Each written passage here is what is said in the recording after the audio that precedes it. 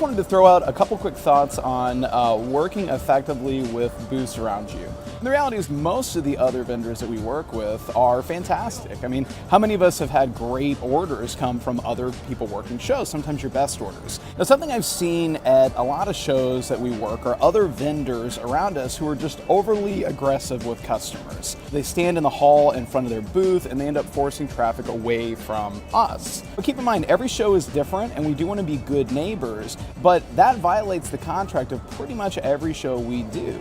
You can't be afraid to address that. It's important that we create a good atmosphere for us to work effectively and for our customers to have a great experience. Too often I've heard people in the team really express a lot of frustration and vent about that after the fact, but ultimately tolerate a situation that's actually hurting their sales. The steps for how to deal with this are very simple. You need to be polite, you need to be respectful, but you also need to be firm.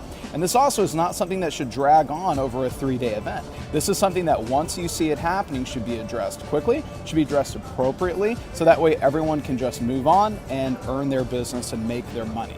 The steps are very simple. Step number 1, you want to ask them very politely to remain in their booth. Just remind them that, our contract stipulates we can only work within the booth. If they do want to be able to really actively hand things out or engage, they're going to need to pull their tables back so they can do that while still standing in the confines of their booth. Be polite, be firm, but just ask nicely. If it continues, then you need to ask more assertively and just let them know that if it continues, you're going to have to go to the promoters if it persists. Sometimes I'll even just take a picture of activities that they're doing, somewhat surreptitiously or even sometimes somewhat obviously. Not to be passive aggressive, but simply to kind of document something that's happening that's violating the agreements that all of us signed to be there. The third step, if this persists, you need to go straight to the promoters or the show staff. You want to be consistent and you want to move quickly. This shouldn't be something that's lingering in the back of your head, just frustrating you as the day goes on. This is something that the first time you spot it, you address it with them very nicely and politely. The second time, you're a little bit more assertive and you let them know, hey, look, you're going to give me no choice but to go to the promoters or go to the show staff,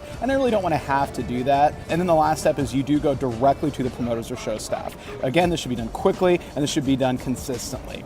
It's always better to avoid direct confrontation, but honestly, we paid to be there. You paid to be there. Get your money's worth out of it. I think it's valuable also when you talk to people to empathize with them.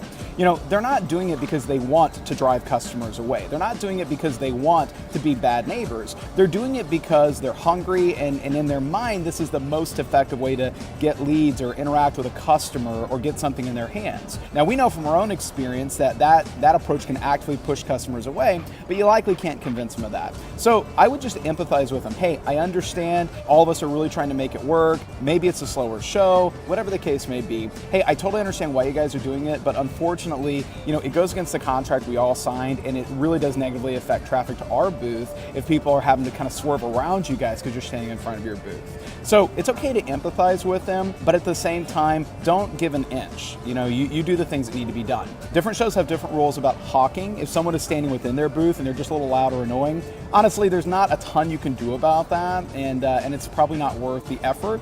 But the reality is if they're aggressively stepping outside the booth, that can be a negative thing, whether it's the massage guys, whether it's Silverleaf, or whatever the case may be. Sometimes people ask me, how can you do that? I, by nature, maybe my personality type, I have a higher tolerance for confrontation than some people on the team, and that's okay. That doesn't make me, more professional or better at this than anyone else. But you can't be afraid to assert yourself as a professional. It's your job to help create that space. And so you're allowed to feel what you feel. If the idea of having this conversation with someone makes you feel anxious or nervous or kind of gets in your head, that's okay.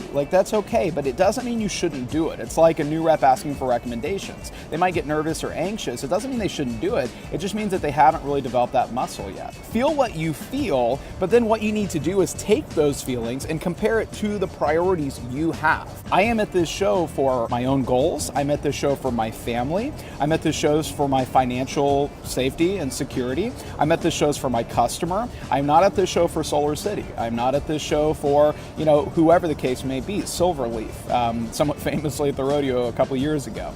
And so once I take that anxiety I feel and I compare it to my priorities, well, I might still feel it, and you're allowed to feel what you feel, but I can contextualize it. I can say that me hitting my goals is more important than me in this moment feeling emotionally a certain way, and by doing that, it can allow me to take the steps necessary. One other thought, sometimes we'll have vendors around us that are well-intentioned, but nothing is ever quite good enough. Maybe the show didn't work the way they wanted, maybe they weren't as prepared as they could be.